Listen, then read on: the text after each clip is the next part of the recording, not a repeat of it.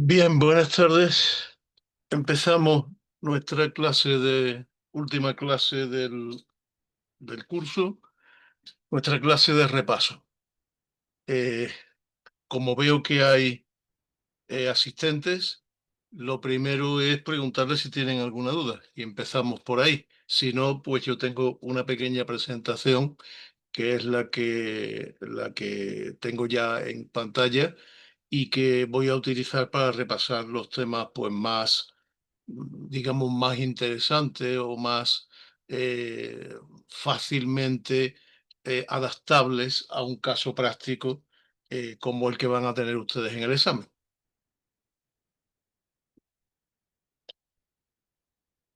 Bueno, entiendo que no hay ninguna duda y entonces vamos a empezar con mi presentación. Bueno, el primero de los temas en el que ya, bueno, veo aquí chat. Sí, efectivamente, Gabriel, el examen es un caso práctico y es de un tema, claro. Bueno, no exactamente de un tema, se pueden mezclar varias cosas, pero es un único caso práctico.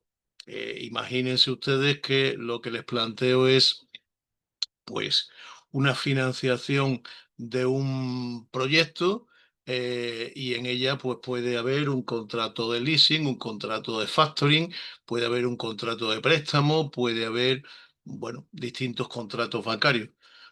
O imagínense que hay una inversión y en la inversión pues se puede tener en cuenta o se pueden hacer cuestiones concretas sobre test de idoneidad, test de suficiencia, o sea, las distintas cuestiones que pueden plantearse en un determinado contexto. ¿Vale? Pero sí, es un único caso práctico. No son, durante algunas ediciones del máster, pues había una serie de preguntas tipo test y luego había preguntas largas, preguntas cortas. Bueno, se ha optado por un sistema que sea muy práctico y que por tanto es bueno, pues un caso práctico, lógicamente, sobre temas que ustedes conocen porque están en el temario y porque, bueno, porque los hemos tratado. En ese sentido, y continúo con mi presentación, la que yo tengo preparada, pues un tema en el que es fácil que se pueda incidir y que pueda haber un caso práctico, pues es el de los contratos bancarios, evidentemente. Bueno, ahí tienen ustedes los epígrafes del tema. Yo no me he limitado a transcribir los epígrafes de los distintos temas que tienen interés, pero claro, aquí tienen ustedes, pues, los sujetos del contrato, la entidad de crédito, el consumidor, pues se puede dar, no es lo mismo un contrato en el que el sujeto débil o el sujeto de la operación sea un consumidor o que sea una empresa que no es consumidora. El régimen jurídico es distinto, el régimen de protección es distinto y bueno, puede tener cierto juego, ¿no? Las características de los contratos bancarios, yo no le voy a preguntar en un caso práctico, dígame usted los caracteres del contrato tal. Eso no tiene sentido, pero sí es cierto que las preguntas serán lo suficientemente abiertas, las preguntas sobre el caso práctico, para que ustedes puedan, pues bueno, lucirse, ¿no? Y decir que los contratos bancarios, pues este contrato bancario en concreto, pues refleja a la perfección el carácter de, yo qué sé, de contratos no negociados individualmente, sino contratos estandarizados, los contratos bancarios, contratos de adhesión. Bueno, pues pueden introducir el tema ahí tipos de contratos que pueden dar lugar a eso, a un supuesto práctico, a un cierto desarrollo. Pues una cuenta corriente, ya hemos estudiado en una de las actividades con las distintas cláusulas que se pueden dar. Se le puede plantear, pues, teniendo en cuenta este contrato de cuenta corriente con estos costes para el cliente, analice usted si la liquidación que se hace de conceptos, no de cantidades, porque en eso no vamos a entrar, sino de conceptos que se mete en este recibo de un préstamo, es correcto o no es adecuado al contrato que se le ha manifestado. Bueno, lo mismo con los contratos de préstamo y de crédito. Saben ustedes, recuerdan ustedes la diferencia, lo hemos visto también en alguna actividad, la diferencia entre el préstamo y el crédito. El préstamo es un contrato que se caracteriza de manera tradicional como un contrato unilateral porque solo genera obligaciones para una de las partes, que es el prestatario, y además es un contrato real en el que se perfecciona con la entrega. Mientras no hay entrega del dinero, no hay contrato. Recuerden ustedes que hablábamos de la diferencia entre lo que es la perfección del contrato y la ejecución del contrato. La perfección del contrato es cuando surgen las obligaciones, cuando las partes están obligadas. Básicamente, hay dos tipos de contrato. Uno de ellos son los consensuales, donde el simple acuerdo de voluntades genera las obligaciones, con independencia de que se cumplan más adelante. Esa es la fase de perfección, perdón, de ejecución, pero se perfecciona el contrato en el momento en el que las partes se dan la mano. Típico contrato de compraventa. En el momento en que nos ponemos de acuerdo en la cosa objeto de la compraventa, mi móvil, y el precio por el que estoy dispuesto a venderlo y el comprador está dispuesto a comprarlo, pues desde ese momento surgen las obligaciones para las partes, para una la de entregar la cosa, para la otra la de pagar el precio. Ese es un contrato perdón, es un contrato consensual, se perfecciona por el consentimiento, mientras que hay otros contratos de los cuales el contrato de préstamo es quizás pues el más característico, que no se perfecciona hasta que no se produce la entrega del dinero en este caso. Bueno, pues la doctrina, siguiendo esta doctrina tradicional, el contrato de préstamo es un contrato real y es un contrato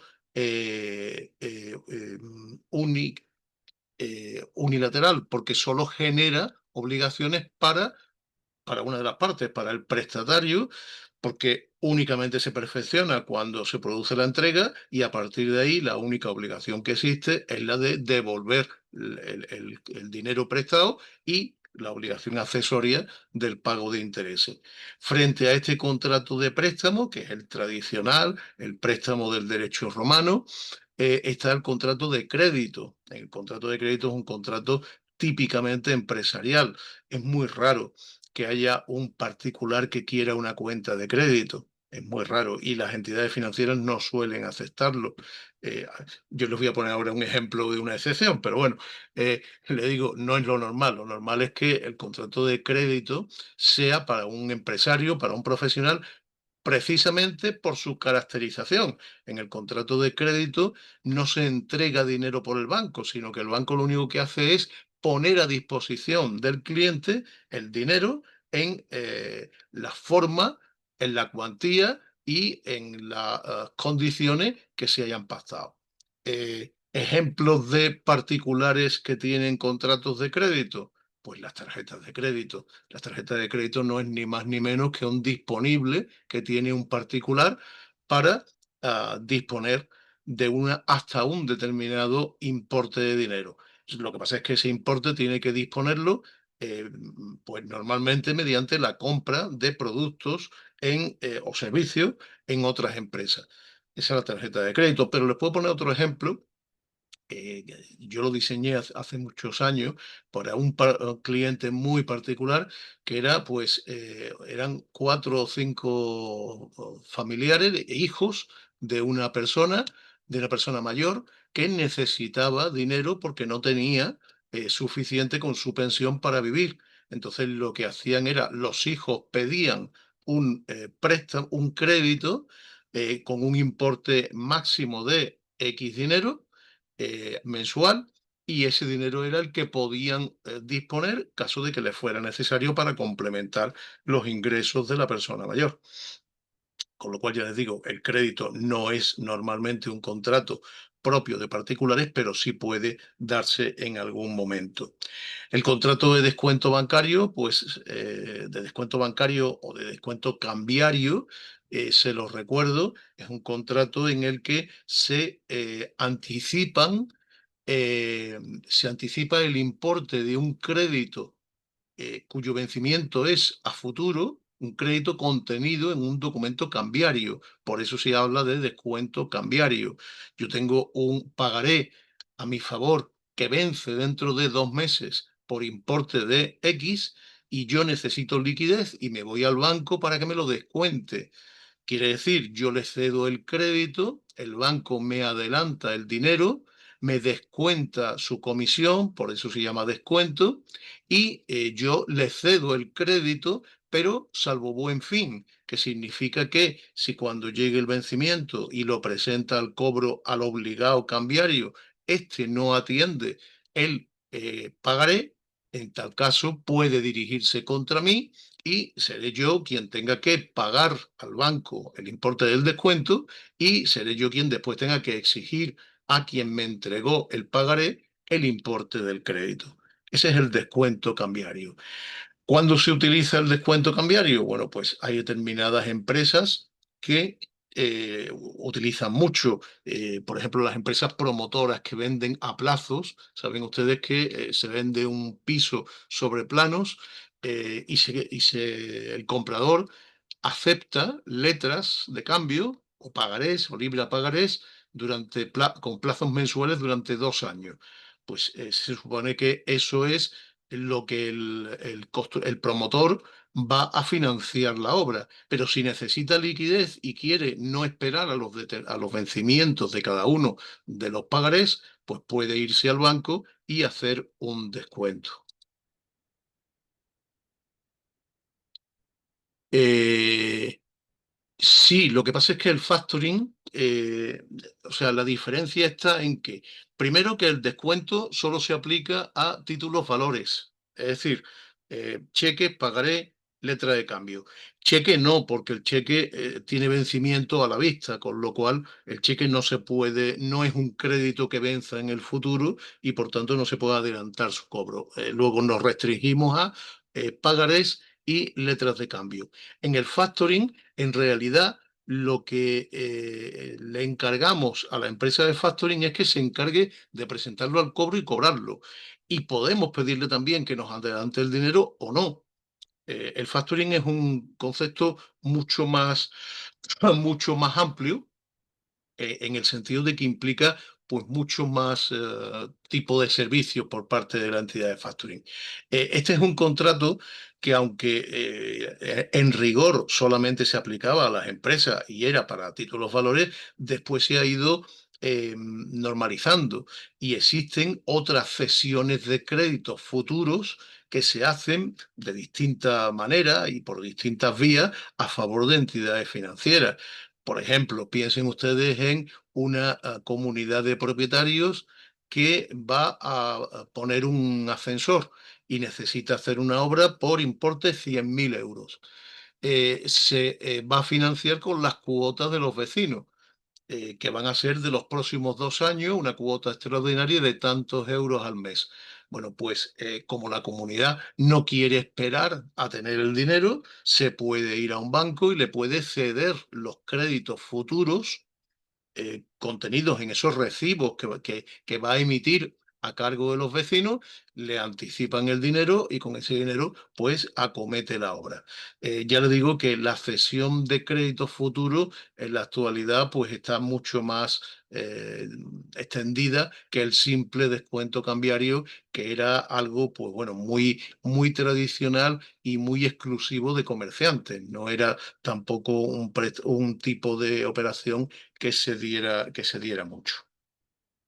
Bueno, otros contratos que también son susceptibles bueno, pues de que un caso práctico gire alrededor de ellos, pues los tienen ustedes ahí, el leasing y el renting, el arrendamiento financiero.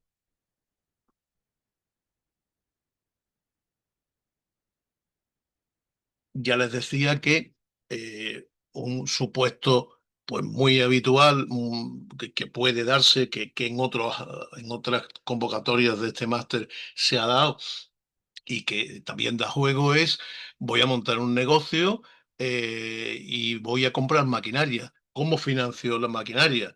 ¿O cómo adquiero la maquinaria? Bueno, pues ahí ustedes me pueden contestar, pues teniendo dinerito guardado, pidiéndole dinero a la familia, pidiendo un préstamo o a través de un arrendamiento financiero o leasing o de un renting, con las diferencias que existen entre uno y otro y bueno, y el juego de ambos contratos. ¿Vale? Ese es también, ya digo, otro tema que es susceptible de dar lugar a un caso práctico porque da cierto juego. Eh, Tema 6. Acuérdense ustedes la regulación financiera, hablamos de MiFID, hablamos del reglamento MiFIR, y vimos, pues, sobre todo la protección del inversor, ¿no? Esa clasificación de los inversores que se lleva a cabo por la directiva y su transposición en nuestro país, que es la Ley del Mercado de Valores, que distingue las contrapartes elegibles, que distingue el inversor profesional o cualificado y el inversor minorista no cualificado y al que le son de aplicación pues todos los controles y todas las garantías que se establecen en esta normativa. ¿Qué se les puede preguntar aquí? Bueno, pues imagínense, eh, hay distintos tipos de productos, hemos visto algunos en el que no es un producto especialmente complejo, luego no es necesario, pues, test de conveniencia, test de idoneidad. Eh, Vimos, y también se lo tengo aquí un poquito más adelante, eh, los derivados financieros, por ejemplo, o aquí tenemos los productos de renta fija. Bueno, pues imagínense ustedes que son ustedes directores de una oficina de banca privada de una entidad financiera. Llega una persona, les pide asesoramiento, les pide simplemente comprar una letra del tesoro, les pide un contrato de gestión discrecional de cartera. Bueno, todo lo que, todas las posibilidades que ustedes han estudiado a lo largo del máster, pues tienen o pueden tener unos determinados requisitos de comercialización en base precisamente a esta normativa de MiFID II. ¿Vale? El tema de la función de cumplimiento normativo. Bueno, esas normas de conducta de entidades financieras, de entidades de crédito, los códigos de conducta, los códigos éticos. Recuerden ustedes, como decíamos, que, bueno, incluso analizamos, les colgué yo a ustedes por aquí, un código de conducta, si no recuerdo mal, era del Banco de Santander, ¿no? Donde venían pues una serie de cuestiones sobre, pues, cómo, no sé, cómo aceptar regalos de los clientes, si me pueden invitar a comer en una comida de trabajo o si me quieren llevar un fin de semana a las Bahamas, ¿no? Evidentemente, bueno, pues todo eso está regulado en ese tipo de códigos de conducta y códigos éticos donde, bueno, pues las entidades financieras suelen establecer esas normas que permiten, bueno, pues que los empleados, que los directivos, incluso los miembros de sus órganos de administración, pues no confundan a quién representan y cuáles son los intereses que tienen que defender, ¿no? Y tengan pues conflictos de intereses que fundamentalmente es a lo que se dirige esta normativa, evitar esos conflictos de intereses. La unidad de cumplimiento normativo, recuerden ustedes que decíamos que el banco, la entidad financiera, tiene que tener una unidad específica dedicada a controlar ese cumplimiento normativo bueno, y se pueden imponer sanciones importantes por el incumplimiento. Un tema que quizás no comentáramos cuando explicamos el tema, posiblemente porque, bueno, pues porque no viene en el temario, pero sí yo suelo hacer referencia a él y quizás se me pasara, es el tema de los procedimientos de compliance. Compliance, que es cumplimiento en inglés, pero queda más bonito decirlo en inglés, bueno, pues es una norma que se creó, se introdujo hace ya unos años en nuestro ordenamiento jurídico para evitar que las personas jurídicas delincan. Es decir, hay determinados delitos que, bueno, tradicionalmente y hasta hace unos 20 o 25 años, los únicos que podían cometer delitos eran las personas físicas, porque había un adagio latino que decía societas delinquere non potes, porque claro, ¿cómo va a delinquir, cómo va a poder delinquir una sociedad que es un invento? La persona jurídica es un invento, es una convención que tenemos y que consiste en dotarle de las características de una persona natural, de una persona física, a un grupo de personas que están agrupados en una sociedad. Con lo cual, lógicamente, la sociedad no puede delinquir. Eso era lo normal. Pero en un momento determinado, pues en nuestro Código Penal se introduce la posibilidad de que también las personas jurídicas cometan delitos y sobre todo se les apliquen determinadas penas. ¿Qué es lo que busca el legislador penal con esto? Bueno, evidentemente no busca acabar con años de tradición e introduciendo una norma que en principio sería absurda, ¿no? Que un ente, una entelequia, como es una persona jurídica, delinca. No, lo que busca es otra cosa. Lo que busca es sancionar a la persona jurídica, pues, por ejemplo, prohibiéndole la contratación con administraciones públicas o prohibiendo, impidiendo que pueda recibir subvenciones o pagos por parte de instituciones públicas. Claro, si hay, y bueno, es un tema muy de actualidad que ven ustedes ahora mismo en los periódicos todos los días y los medios de comunicación. Si hay una persona jurídica promotora que ha cometido un delito de cohecho pagando cantidades económicas a representantes públicos, o si hay un delito de corrupción, se va a imponer una sanción a esa persona jurídica. Se puede imponer si se acredita que, bueno, que concurren los requisitos del tipo penal. ¿Y en qué van a consistir en esa sanción? Bueno, pues esa sanción no va a ser meterla en la cárcel, porque a una sociedad, insisto, perdónenme que insista, no tiene sentido meterla en la cárcel. Una sociedad podremos meter a su administrador, eso sí, pero no a la sociedad. Pero sí podemos ponerle otro determinado tipo de penas, como es, pues ya les he dicho, la imposibilidad de contratación, la prohibición de recibir fondos públicos o incluso la disolución. Se puede imponer como la sentencia se puede condenar a la disolución.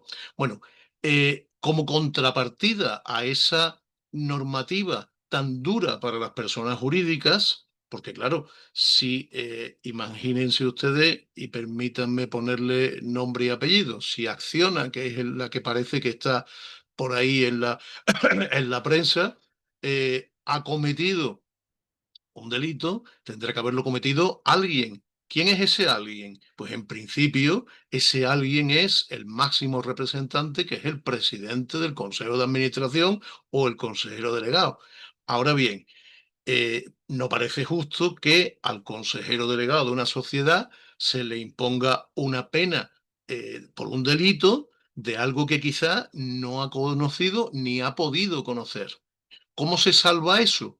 Bueno, pues se salva estableciendo una excepción, que es que aquellas personas jurídicas que tengan impuestos, que tengan unos procedimientos de compliance, o sea, de cumplimiento normativo, procedimientos eficaces, procedimientos que detecten el fraude y eviten que estas cosas puedan ocurrir, pues esas personas jurídicas no podrán ser sancionadas penalmente.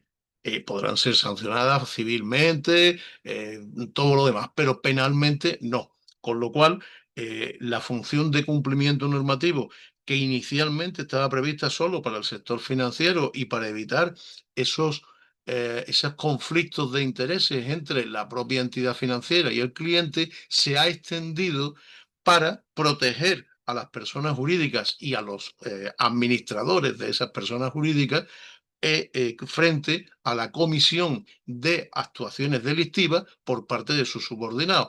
Piensen en un ejemplo quizá más, eh, menos, por supuesto, menos vistoso que el que les he dicho, y posiblemente mucho más eh, posible, ¿no? Piensen ustedes en una constructora que tiene 2.000 obras abiertas ahora mismo en toda España.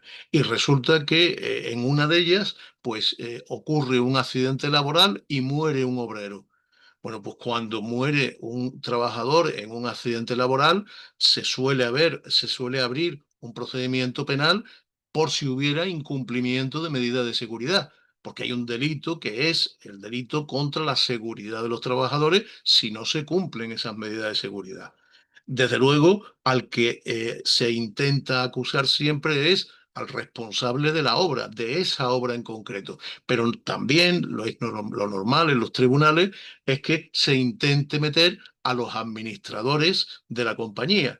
Con lo cual, pues imagínense ustedes al presidente del Consejo de Administración o al consejero delegado de Acciona o de cualquier otra sociedad eh, constructora que tuviera que responder por un accidente de trabajo que ha ocurrido en una obra en un pueblecito perdido de tal o cual provincia. Bueno, pues ¿cómo se salva eso? Pues con el establecimiento de estas medidas de cumplimiento normativo y de compliance para evitar bueno, para dejar claro, para permitirle acreditar que no tenían conocimiento de ese supuesto incumplimiento de medidas de seguridad y por tanto no van a responder penalmente. Bueno, más temas que son de interés y que pueden dar lugar también a un caso práctico, pues blanqueo de capitales, ¿no? Hemos tenido una actividad específica sobre prevención de blanqueo.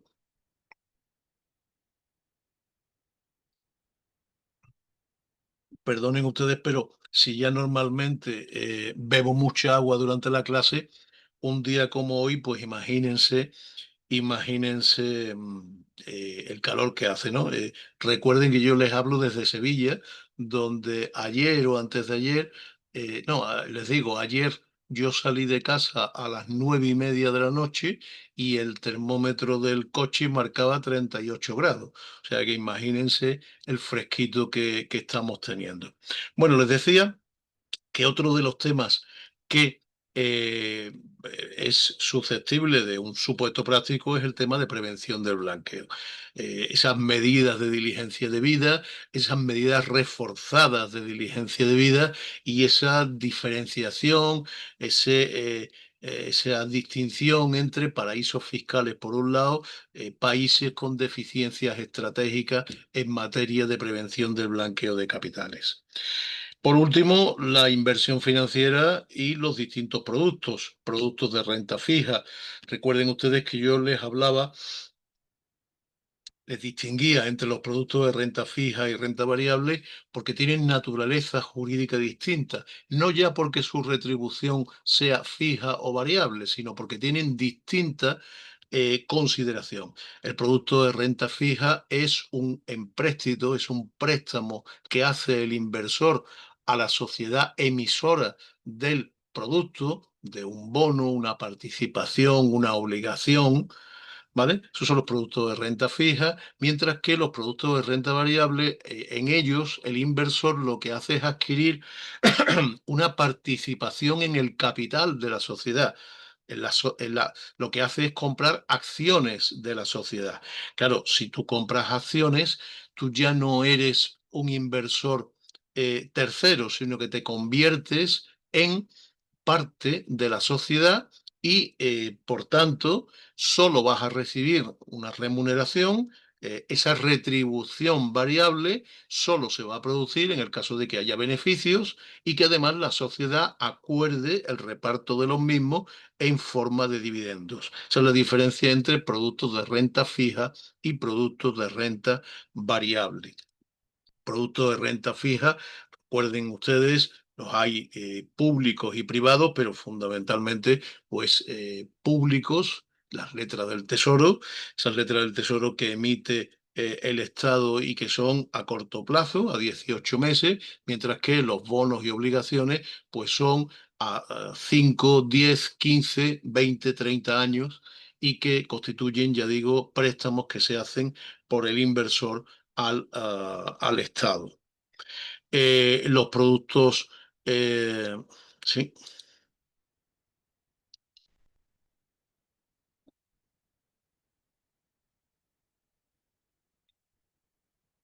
un fondo de inversión, claro, es un producto de renta variable, claro, sí, sí. Lo que pasa es que un fondo de inversión ya entra en otro tipo de productos que no son simples, sino que son algo más complejos, porque en realidad el fondo de inversión no es ni más ni menos que un grupo de inversores que en vez de hacerlo por su cuenta y riesgo, sin tener el más mínimo conocimiento financiero, lo que hace es que le entrega su dinero a unos gestores profesionales que son las sociedades de gestión de los fondos de inversión. Sociedades de gestión de las instituciones de inversión colectiva. Y esas sociedades profesionales son las que deciden en qué invierten. Luego, evidentemente, ahí se invierte. Bueno, y ese fondo de inversión, a su vez, puede invertir en renta fija o puede invertir en renta variable. De hecho, lo más normal es que tenga diversificado el tipo de producto, pues en función de sus características. Si el fondo es más arriesgado, tendrá una participación mayor en renta variable y una muy pequeñita en renta fija, mientras que si es conservador será todo lo contrario. Pero evidentemente es renta variable, claro. No es renta fija. De hecho, lo que el inversor tiene es una participación en el fondo de inversión, ¿vale? Que tiene un valor liquidativo que además varía día a día en función del patrimonio que tiene el fondo. Sí, el nombre puede llevar a confusión, evidentemente. Pero piensen ustedes, renta fija son préstamos que se hacen a la sociedad que emite el título y son pagarés de empresa, bonos, obligaciones, cédulas hipotecarias, etcétera. Todo lo demás es renta variable. No porque sea variable la retribución que se obtiene, sino porque estamos entrando en el capital de una sociedad, de una entidad o incluso de un fondo sin personalidad jurídica, como es el Fondo de Inversión Mobiliaria, en el que se repartirán beneficios en función de lo que decidan sus socios. ¿Vale? En el fondo de inversión es una cosa a medio camino entre una cosa y otra, porque en realidad ahí no se reparten beneficios. El fondo de inversión no reparte beneficios, lo que hace es que su valor oscila, es mayor o es menor en función de las inversiones que lleva a cabo y por tanto uno puede vender en el mercado sus participaciones y obtener ahí el incremento patrimonial o la pérdida patrimonial correspondiente. Bueno, vimos también el tema de los derivados financieros.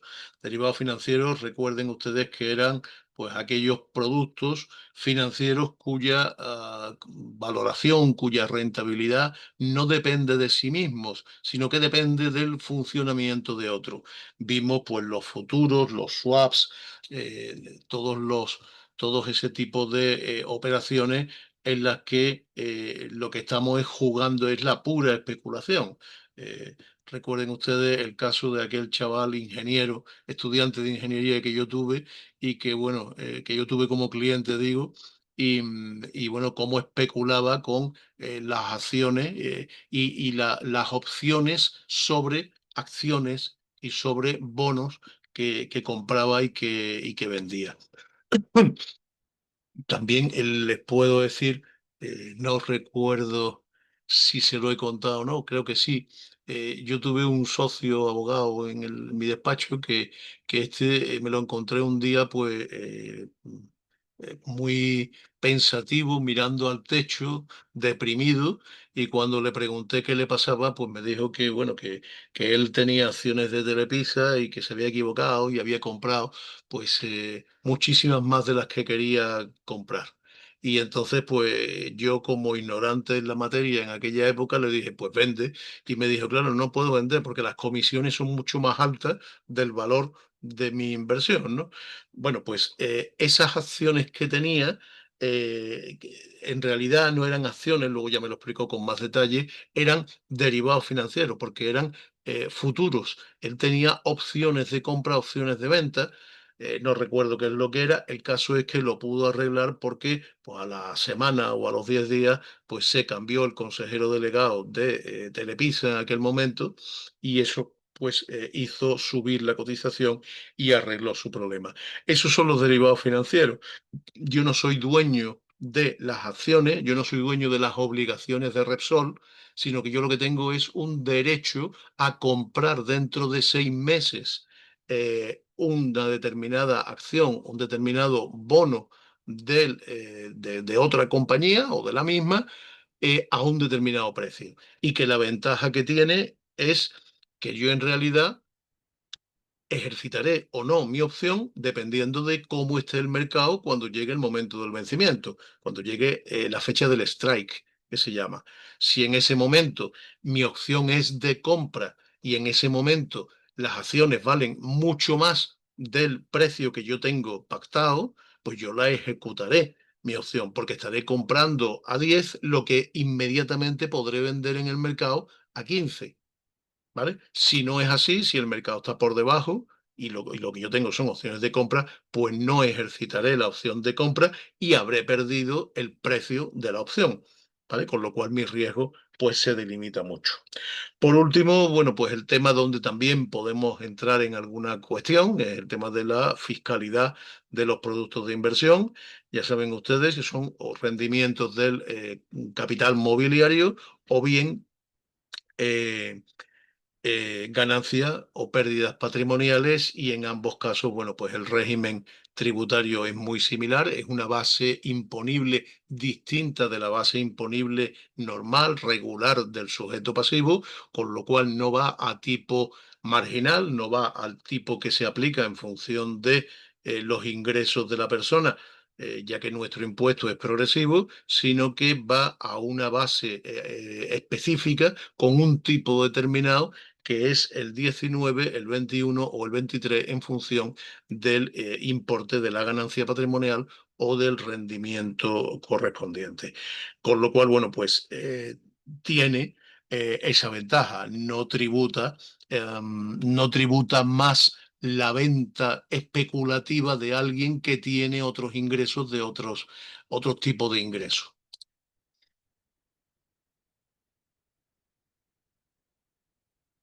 En planes de pensiones no entraremos porque no los hemos explicado.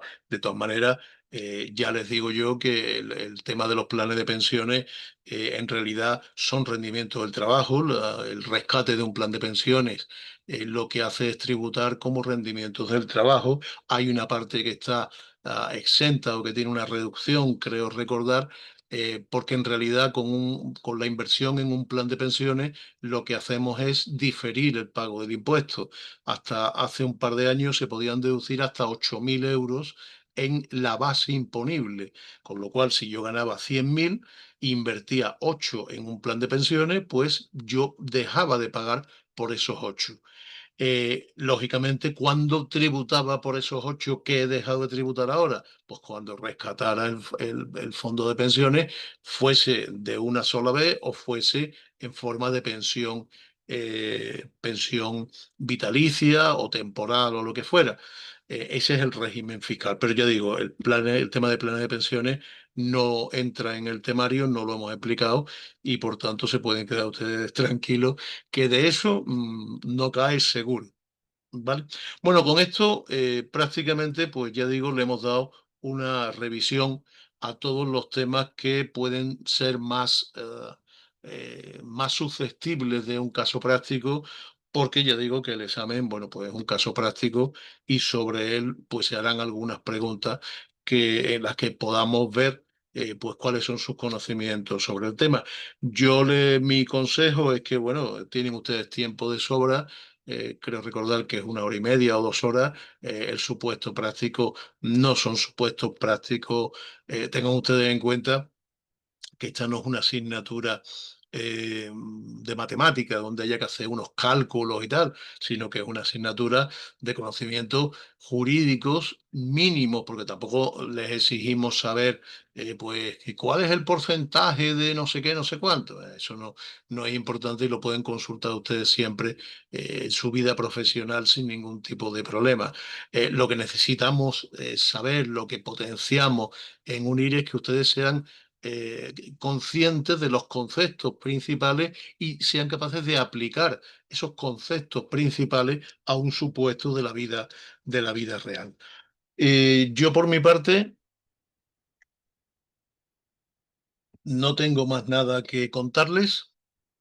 Eh, no sé si queda alguna pregunta que consideren necesaria, que quieran hacer, alguna reflexión.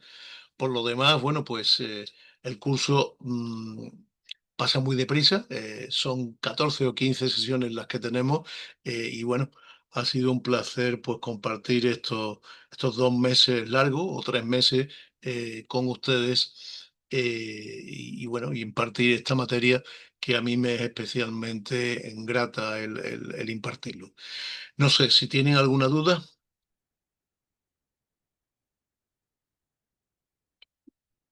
Bueno, pues gracias a vosotros, ya digo, yo me lo he pasado bien. La calificación dependerá de la correcta identificación de cada caso y la extensión de la respuesta. A ver, yo creo que está muy bien planteado eh, mm, porque usted misma se está dando la respuesta. O sea, a mí lo que me interesa es la correcta identificación del caso. La extensión no. O sea, hay mucha gente que habla, habla y habla y no dice nada, y hay gente que dice pocas frases y dice lo esencial. Y lo mismo por escrito. Entonces, a mí lo que me interesa o lo que yo tengo que hacer con ustedes para ser justo es comprobar que ustedes han entendido cuáles son los conceptos básicos que manejamos y que ustedes, pues evidentemente no me confundan un contrato de préstamo con un contrato de matrimonio, por decir algo, ¿no? Básicamente. Que se extiende más, que se extiende menos. No es importante la extensión.